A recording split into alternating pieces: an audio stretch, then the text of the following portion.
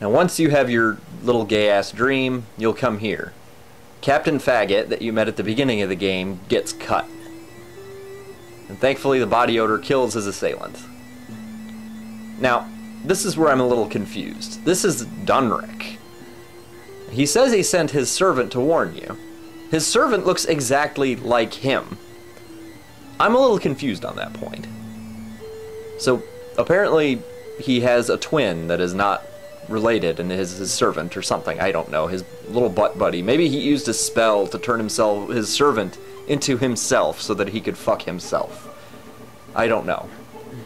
Because apparently Dunrick, despite looking like a very slender, gay Conan, can do magic.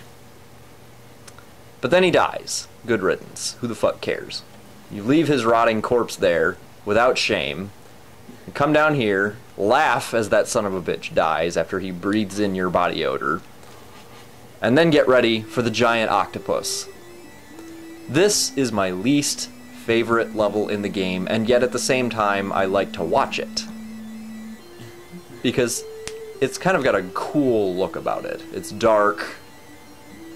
Well, most of the game is dark, but it's dark in a different way. It's like a sewer. It's the sewer of dungeons. And has a giant octopus, which giant octopi generally make all things that much more entertaining. Oh yeah, you have another gay dream if you lay down here.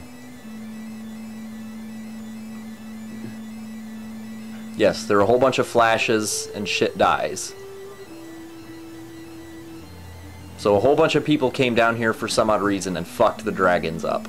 Instead of knocking on the door and saying, hey, can I have some water? Kind of like a neighbor would say, hey, can I have some flour? No, they're like, hey, you guys need to die. You have scales, so eat shit. We're gonna nuke you, and then we're gonna take the water for ourselves. It just doesn't make any sense. I mean, saying please and thank you generally gets you what you want, and I'm sure the dragons with this gigantic river of infinite life water, which is probably their own semen, would be happy to share it with the wizards. Ah, there it is. There's very specific strategy to this. Don't swing wide, but most importantly, A, don't get too close, obviously, or else he'll go tentacle porn on you. The other thing, don't get too far ahead of him.